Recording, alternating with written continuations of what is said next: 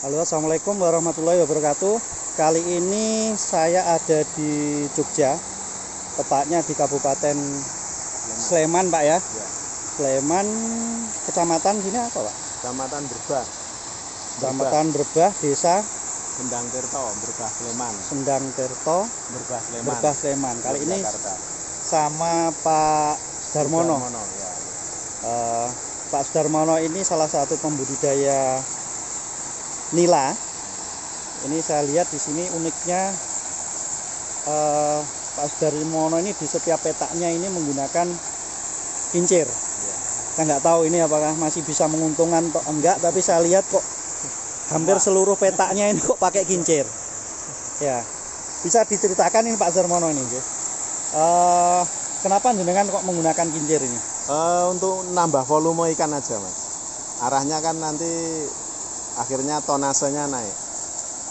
Oh, tonase panen. Jadi lahannya walaupun sempit tapi bisa dimaksimalkan. Ya, mengoptimalkan lahan. Mengoptimalkan lahan. Oke. Ini patokannya jenengan menggunakan kincir ini untuk tebaran berapa, menggunakan kincir berapa gitu? Tergantung PK, PK. Jadi kalau ini kan 1 HP. 1 HP itu biasanya nambah 1 ton. Itu aman. Lah luasannya kurang lebih ini 700 meter. Lah ini misalnya 700 meter itu panennya karena kedalamannya kan 1,3 kurang lebih. Itu panennya 1 ton. Kalau biasanya kalau kita standarnya panen. Nah kalau karena ada kincir ini bisa jadi panen 2 ton. Oh, tetap memberikan nilai tambah itu nilai ya. Tambah 1 ton itu. Terus biaya produksinya gimana itu? Biaya produksinya kalau dengan kepadatan yang kita amankan dengan pola itu tetap masih aman, Mas. Masih aman. Masih aman. Ya, tapi kalau nanti kepadatannya terlalu over, terlalu tinggi, nah itu jadi masalah.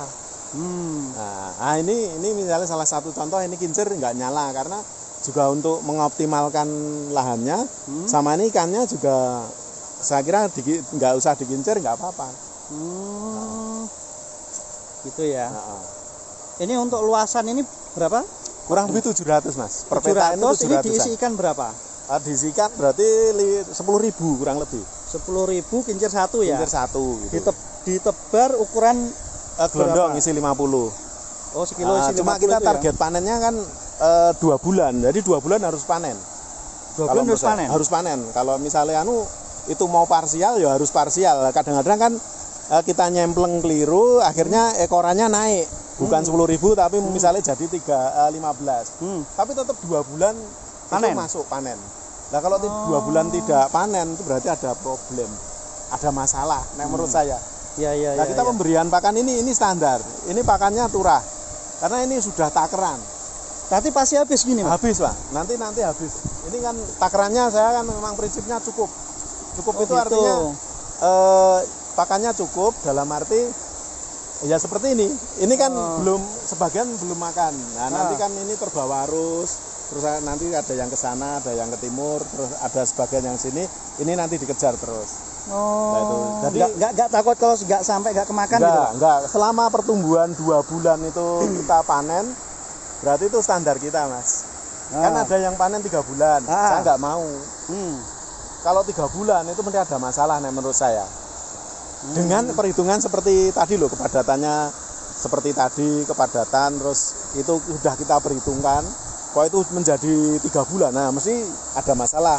Nah masalahnya nanti kita cari kalau itu terjadi masalah. Tapi kalau ini udah instruksi saya, istilahnya pola kebiasaan makan di sini seperti ini. Sudah SOP-nya panjenengan ya? SOP-nya itu seperti itu. Jadi kita ya nggak banyak, 700 meter hanya panen 2 ton gitu kan. Tapi kita ngejar waktu. Semakin lama kita budidayanya berarti nanti biayanya tambah. Nah karena nanti listriknya jadi tambah 1 bulan katakanlah misalnya. Atau terus pakannya mesti tambah lagi. Nah sementara kalau ini standar kita 2 bulan, berarti kalau dengan pola 3 bulan itu mesti ada yang keliru gitu aja. Nah, menurut saya ada yang keliru. Karena SOP kita 2 bulan pokoknya. Kita acuannya gitu. Karena kemampuan memberikan oksigen itu juga itu kemampuannya optimal itu hanya untuk 1 ton. Kincir yang 1 HP. 1 HP itu 1 ton.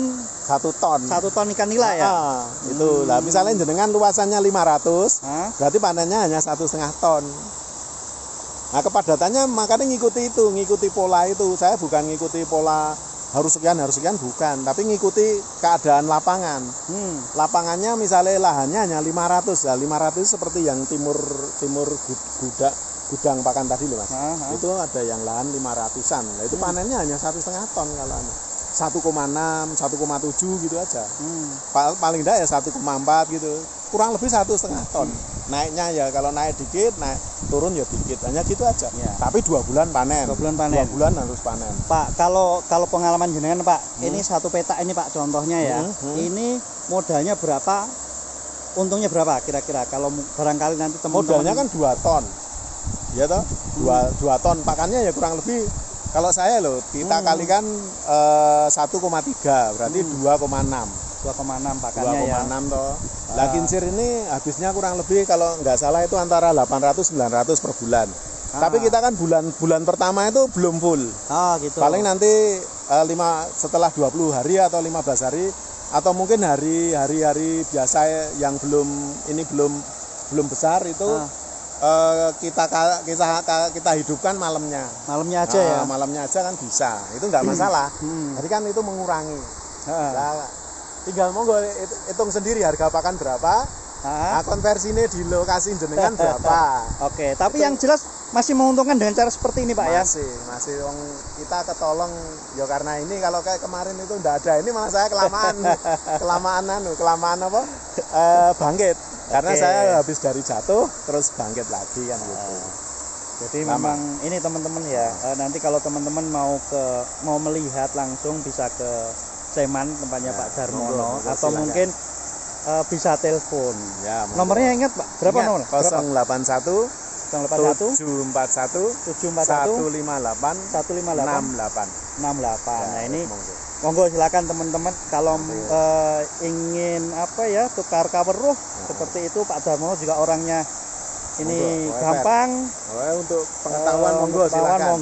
Ya. Ini Pak Darmono kebetulan ada berapa petak Pak ini kelihatannya banyak ini. Di sini 23 bicara. 23 petak menggunakan kincir semua Pak. Kincir semua.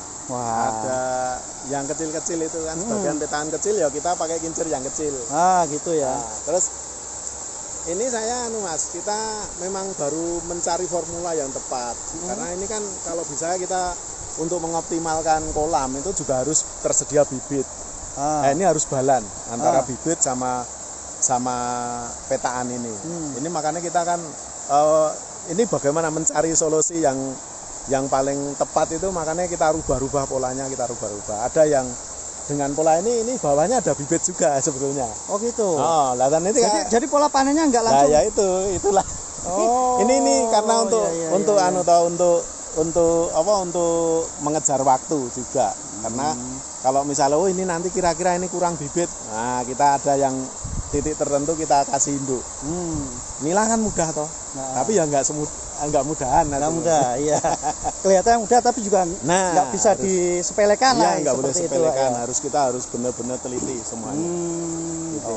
Ini pakannya melimpah, cukup. Tapi nanti habis ini Mas. Habis. Berapa jam kayak gini biasanya? Enggak sampai jam-jaman biasanya. Ini kan tadi jenengan Mas ini penuh, ini udah kurang. Iya, betul. Ini paling 1/4 jam. Saya berikan sama anak-anak, pokoknya tim yang beri pakan itu kalau paling enggak itu 15 menit atau 20 menit habis gitu. Habis gitu ya. Itu enggak apa-apa kalau gitu. Enggak masalah. Oke. Itu seperti itu. Tapi nanti itu habis lah. Ya. Ini kincirnya belum dinyalakan kemarin. Ini salah satu contoh. Ini kita karena kemarin kita nunggu gelondongnya itu terlalu kelamaan. Kita optimalkan dengan Mas, kita campuri dengan arah konsumsi. Jadi waktu ini sudah keluar, kita masuki konsumsi. Nah, ini kemarin konsumsinya panen 8 kental. Ini kalau gelondongnya ini enggak, kurang tahu ini ada berapa. Tapi kemarin sudah dinaikkan berapa kental gitu gelondongnya. Kalau kematian tetap ada Pak ya? Tetap ada 1-2. Yang penting tidak banyak, jangan banyak. Nah, bisa ya jangan mati. Karena itu kan nanti pengaruh di FCR toh. Ya, ini yang ujian itu. Oke. Jadi Itu tadi teman-teman sedikit informasi yang bisa saya bagikan ke teman-teman pembudidaya. Semoga bermanfaat. Terima kasih dari saya dan Pak Sudarmanino. Ya. Wassalamualaikum warahmatullahi wabarakatuh. Waalaikumsalam.